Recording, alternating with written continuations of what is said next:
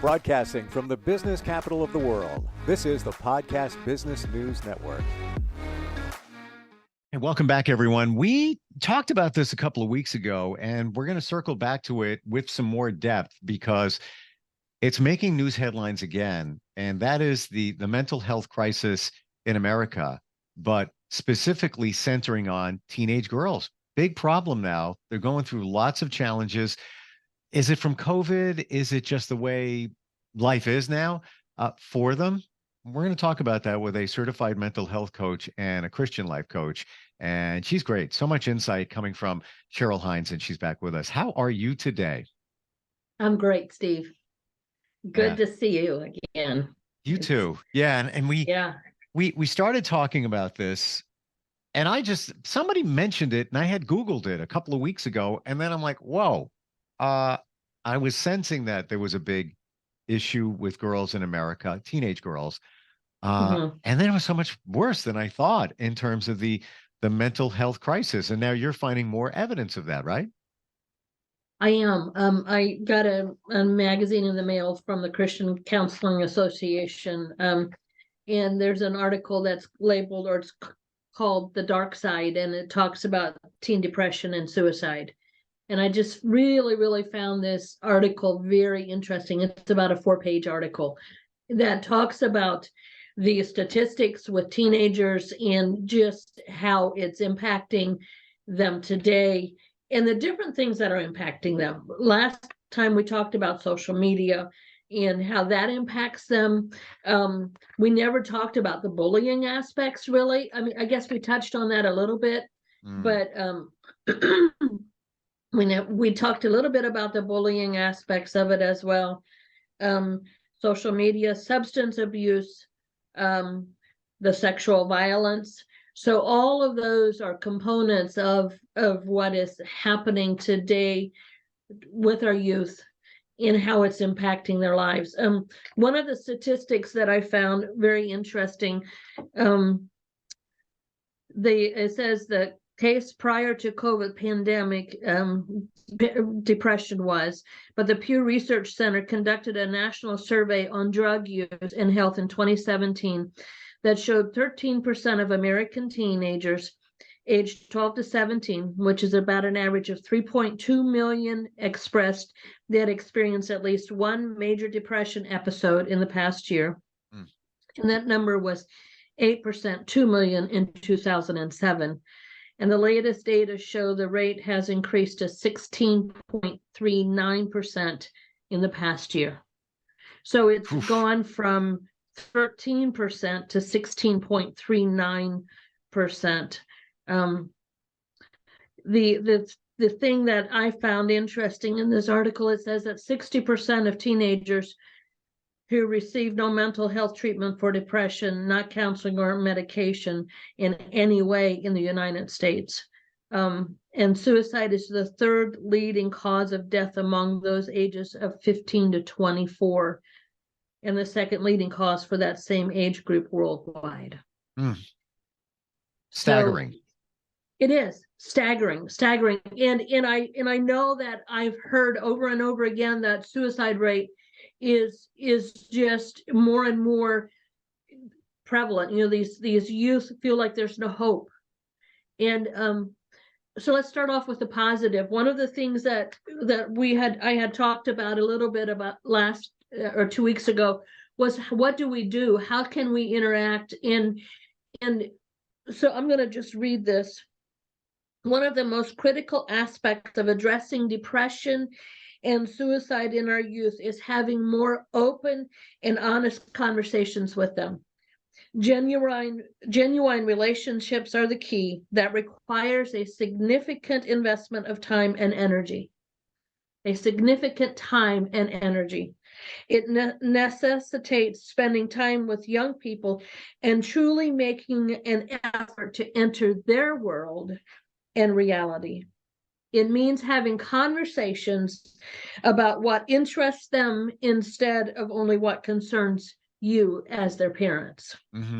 It requires having honest discussions about their feelings, their friends, their faith, and of course, their mental health. So that's such a vital part of the interaction that we have with our youth. I think about my grandchildren, and I have a 16-year-old granddaughter. The other week, she was here, and I could just sense that there was something going on, and she really didn't want to talk about it, but at least I let her know that I noticed it, I recognized it, and I was available to talk. I took her to church, and so we didn't have a lot of time to have a dialogue or a conversation. But as a parent, it is so vitally important that we have this dialogue, this conversation, and that we invest time and energy and effort into getting to know what they like, who they are, who they hang out with. Just so much of that investing of time. It's so and true. Yeah. And then I have to go I'm ahead. sorry. Go ahead. I just wanted to share that I see the same pattern with a lot of teenage girls, mine included, where they just go to their rooms and their rooms are dark and they have the LEDs around the top of the by the ceiling, kind of like a thing. It's been for like the last year and change with those lights, and they just hang out and they just go in the room and they're on their phone for hours and scrolling and seeing pictures of people on social media that they hold themselves to. Then they're messaging with their friends, which can be productive or not. But it's an odd or just a trend that I see that through a lot of girls around the same age. When I talk to friends, that's what I'm like, does your daughter go up in a room, just hang out in the dark and just, scroll on their phone for hours? Yeah, mine does that too. And it makes communication tough too.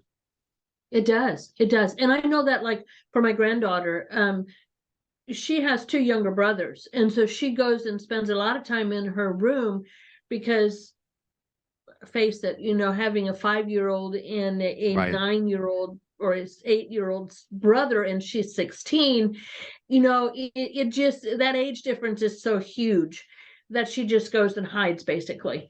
I do know she comes out after they go to bed, and she then has conversations with my son and my daughter-in-law. But she goes, that's where she spends a lot of her time, is in her room and on social media. Yep. I just had a phone call from one of my friends who has a teenage son, who she allowed him to have a computer in his room, and had a TV in his room, and part of what she has set up was having Covenant Eyes on his computer and that kind of stuff. Covenant Eyes is a app, a platform that you can see what they're watching, and you can make sure that they're not interacting and doing things that you as a parent don't approve of. I want to jump in on that point. Okay. I'm a geek. All my friends are. I'll try that one. I'll look deeper into it. All of the major ones I've tried, and they don't work. And you can disable it, especially if you're a teenager, because they're very tech savvy. And especially with Apple devices, Apple doesn't want those types of things running in their platform. They don't give total permission to the devices or the apps to do that. And I have a friend who is high level at IBM, and he's got 2 teenage boys. And I said to him, "Hey, Mike, like, what do you use? You get on like you're at this level in terms of computer tech. What do you guys got on your computers in that house?"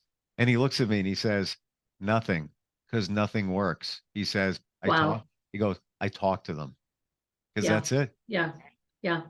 I think that's key. And this friend of mine, I told her, I said, when my kids were small and teenagers, now, that was before social media and that kind of stuff, but absolutely, they didn't even have a TV in their room. Yeah. And now, if I had teenagers at home, there would be no TV in their room. There would be no computer in their room of any kind, because I would want to monitor what they do. One of those other policies that I had was an open door policy. Their doors were always open. Either they were, unless they were getting dressed, their bedroom doors were always open. That way I could go in and see what they were doing at any time. The other thing policy I had was, it's my bedroom. Yeah, it's your room, but it's my room. You are blessed that you have a room that you can sleep in. And so at any time, I can come into your room and I can look at anything that you have in your room, and I can go through everything that is yours because it's mine. Yeah. And and I think if we have those kinds of policies in place right away, from small on up, then they know that that's the policy. We can't just change that policy when they're turn 12 or 13. We have to have that policy in place as soon as they're old enough to understand what that policy is. Ring the bell for Cheryl, because that is the truth. I totally agree with you. And sometimes it's a challenge when you have mixed situations, divorce situations, to uphold those policies. It's funny you even mentioned that, because a really good friend of mine, she's a single mom, recent single mom, and her 17-year-old daughter today is bringing a boy over. Now, the mom, my friend, has met the boy before, and the daughter drives. So, anything could happen in a car. But she said to her daughter, well, yeah, come over, you guys watch TV. You're going to be in the living room. You're not going up in your room. And the daughter even said, Mom, like, I understand what you're saying, Mom, because she instilled these policies and values long ago. And I said, you don't know how blessed you are that your daughters accept that and agree with that and are good girls. Like, understand where you're coming from, because other daughters might say, come on, I'm just going to go in my room. What's a big deal? But they don't even fight back on it because I use the word, they've been conditioned from the beginning. Yeah. So important. For my kids, when the Titanic came out, it had some scenes in it that for me were inappropriate, especially for teenagers or preteens. And my children's father brought it into the home, and I had told them they weren't allowed to watch it.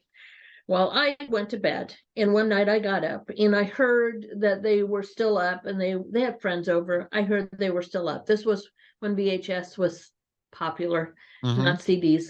And I went downstairs and I saw what they were watching. Well, I yanked that VHS tape out of the machine and I tore it to shreds. And they had serious consequences for violating and breaking, and they broke a trust. They broke a trust.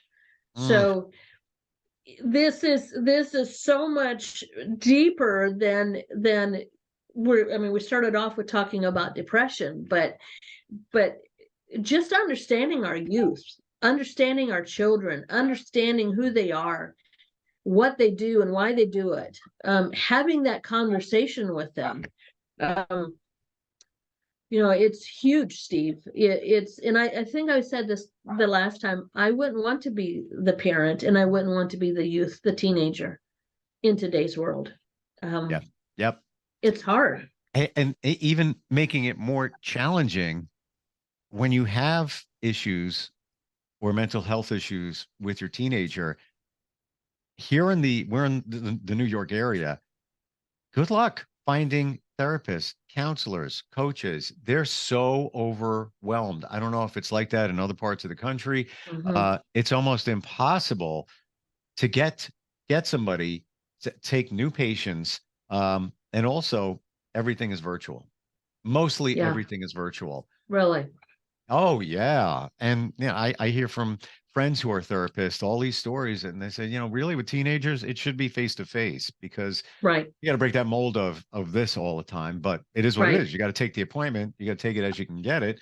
I'll even share with you, psychiatrist heard this story where the guy and he had great credentials. This came from a friend of mine who had some challenges with their teen. This psychiatrist was just churning out the appointments like every 15 minutes to the point where he wasn't even looking at them. He was on his computer and just basically looking every couple of seconds and continuing to do some side work. Unbelievable. It's, and this comes from a trusted friend. She said, right away, I knew this was not a good fit for my kid. 15 minutes. You can't even interact with anybody and really build a foundation in 15 minutes. Because he's Wow. churning them out, just like bam to the next one, bam to the next one. And what's interesting is, that is just one example, but you look at his reviews and he's got all these like great reviews.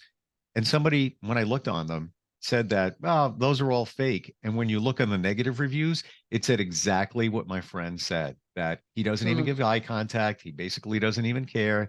He's just, doing his own thing and just half listening. He's condescending. And again, one example, but it's, this is somebody who's kind of milking the system, the situation, but let me get as many as I can.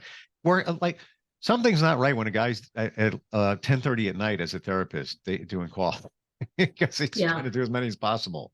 Yeah. I know that with my other granddaughter and my daughter's daughter, their insurance, some of their insurance, like one of the mental health places here in town doesn't take their insurance. And so that's the other thing that I have found to be really challenging is my daughter, some of the ladies that I work with, their insurance, it's not covered. And it's like, what is wrong with this picture of the mental health crisis we're in? And yet you can't afford it. It's so challenging. It is. And so challenging. Yeah. And look what the numbers that you're reading about, teenage girls where they need help. And we're here to bring it to them, but it's not available in many areas. What do you think the answer is, Cheryl? How do you think we got to where we are? And what do you think the answer is? Part of the answer I'm getting from you is open dialogue with your teen. So important. Yes. Recognizing them, understanding who they are, spending quality time with them, quantity and quality time. I think, Steve, in our society today, we have gotten so busy that we don't have supper around the dining room table anymore. We don't, it used to be that as a family, Dad would come home and dinner would be ready and you'd sit down around the dining room table and you'd have a meal together and you would converse. That doesn't happen anymore. Not as often. I shouldn't say it doesn't, but it just doesn't happen like it used to. And I believe part of that other part, so you used to hear what happened at school and you had those conversations and you'd be interested in what was happening. You had grandparents that lived close by. And so you'd have that interaction, your grandchildren would go to grandma and grandpa and you'd have that interaction. I believe that, and scripture says that the older generation teach the younger generation. And now we don't live close to grandparents much anymore. Jobs take you across the country. And so then you don't have that interaction. So I believe that is part of the demise of what happened. But it goes back to understanding, listening to what your teenagers say. A couple of the symptoms that they say that we need to look for, that indications of depression is: notice your teen being moody or sad, consider how long the shift in mood lasts and how different it is from their normal personality. If the mood change is significant and lasts more than 2 weeks, it may be a sign of depression. Is your teen experiencing a substantial change in school performance? One bad grade is not necessarily a reason for panic. However, a significant downward shift in overall academic performance over time may be caused by a concentration issue related to depression. Everyone can experience sadness from time to time, but ongoing sadness that includes persistent hopelessness and consistent feelings of low self-worth can indicate a mental health issue. And any teen substance abuse or self-harm, such as cutting, should be taken seriously and warrant support from a mental health professional.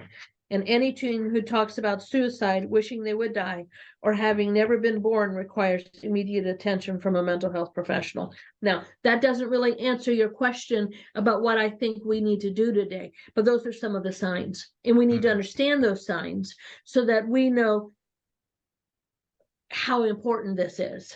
Yeah. And it goes back, Steve, to open dialogue and conversation. My children's dad traveled a lot. When we were married, he traveled a lot. So his work required him to be gone. We lived in Okinawa, Japan for almost 6 years. Wow. And so during that time, he'd be off island for 45 days at a time. One of the things that I knew, Steve, was that I could not meet all of my children's needs. There's no way. And so I was very intentional about having my children involved in other safe adults' lives that could help teach them right from wrong, that could help them, because I also knew that my teenagers were not necessarily going to talk to me about life like they might another safe person. And so I was very intentional in who my children were around, who I allowed my children to be involved with. I was very intentional with that because I knew, like I said, I couldn't give it all. And so I think that's another thing that we as parents need to understand. There is no failure on our part if our children, our youth, need to have somebody else to talk to.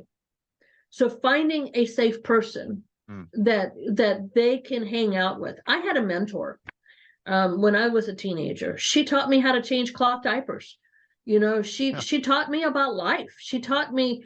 I hung out with her a lot, and I loved her. Her name's Cheryl. I loved her. She was my mentor, and I was able to talk to her about things that I really didn't feel like my parents would understand.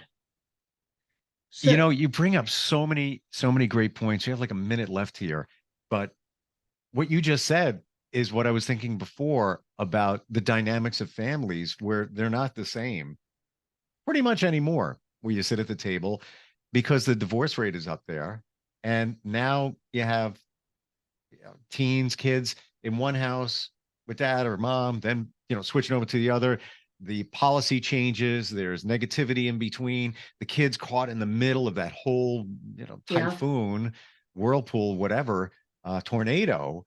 So they need to find somebody, whether it's a counselor or a mentor or someone, because sometimes it can be challenging for that teen or child to feel comfortable, because who do I listen to?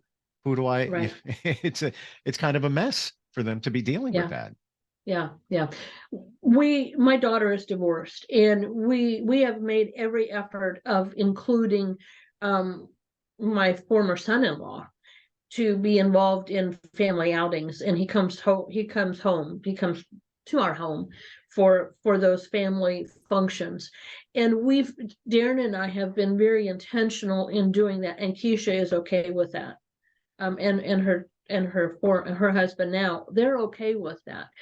And the reason for that is because we want our granddaughters, Keisha's girls, to understand that just because mom and dad didn't make it, that we love their dad and that we want to accept their dad. So we've been very intentional not to try to have that conflict, but it is so rampant, Steve, in our world today. So, finding that mentor, finding that counselor, active listening to body language, listening to what they're not saying, sometimes what they're not saying is just as loud as if they're yelling at us. Yeah.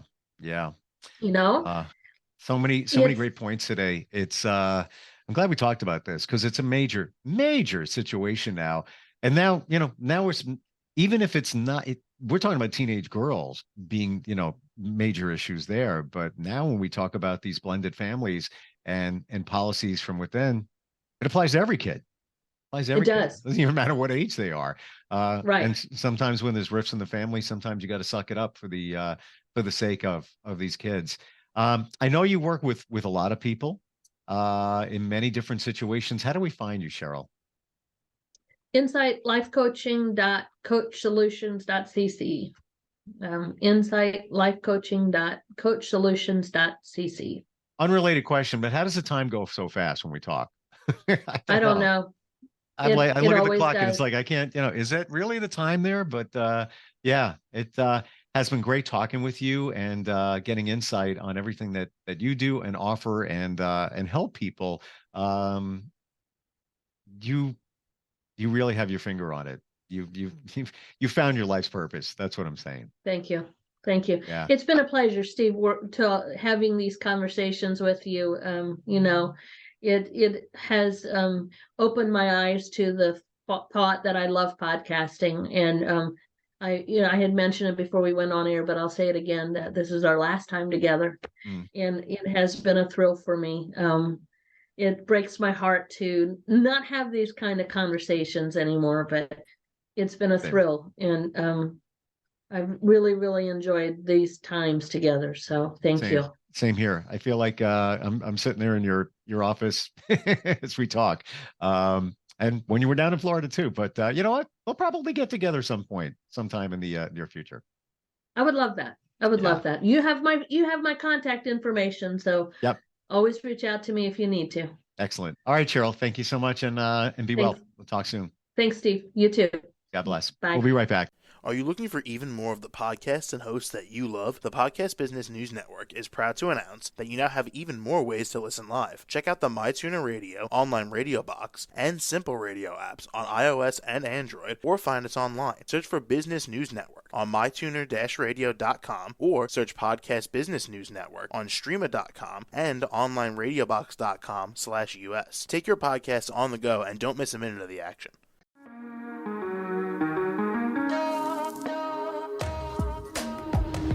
Broadcasting from the business capital of the world, this is the Podcast Business News Network. For nearly 2,000 severely injured veterans, everyday life has become filled with barriers. Day-to-day simple tasks can become pretty daunting. I have to carry my chair up 2 flights of steps or have somebody do it for me. What scares me the most is just the falling. When I'm struggling with my house, I think, to have that one great barrier just knocked down, it's crucial.